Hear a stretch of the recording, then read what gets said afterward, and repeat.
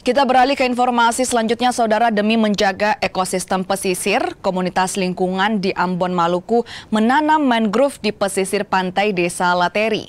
Mereka berupaya mengembalikan ekosistem pesisir lantaran terus tergerus akibat abrasi dan juga manusia.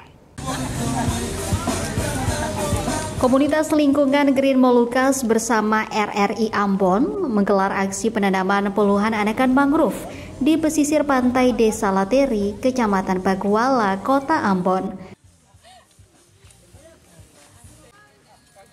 Kegiatan ini menjadi upaya nyata menjaga ekosistem pesisir yang semakin terancam abrasi dan aktivitas manusia. Penanaman mangrove tidak hanya memperkuat garis pantai dari abrasi, tetapi juga menciptakan habitat baru bagi berbagai biota laut. Wakil Wali Kota Ambon, Eli Toisuta, mewakili pemerintah kota, menyambut baik inisiatif ini. Ia mengapresiasi kepedulian masyarakat terhadap lingkungan dan berharap kolaborasi seperti ini terus digalakan demi keberlangsungan ekosistem laut.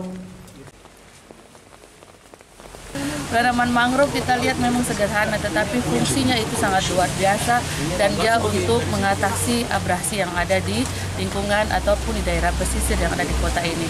Saya mengajak semua komunitas yang ada, mari kita tetap cinta akan lingkungan kita, terutama mari kita jaga daerah pesisir ini supaya keberlanjutan kehidupan ekosistem yang ada di daerah pesisir ini tetap terjaga demi keberlangsungan kehidupan masyarakat yang lebih baik ke depan.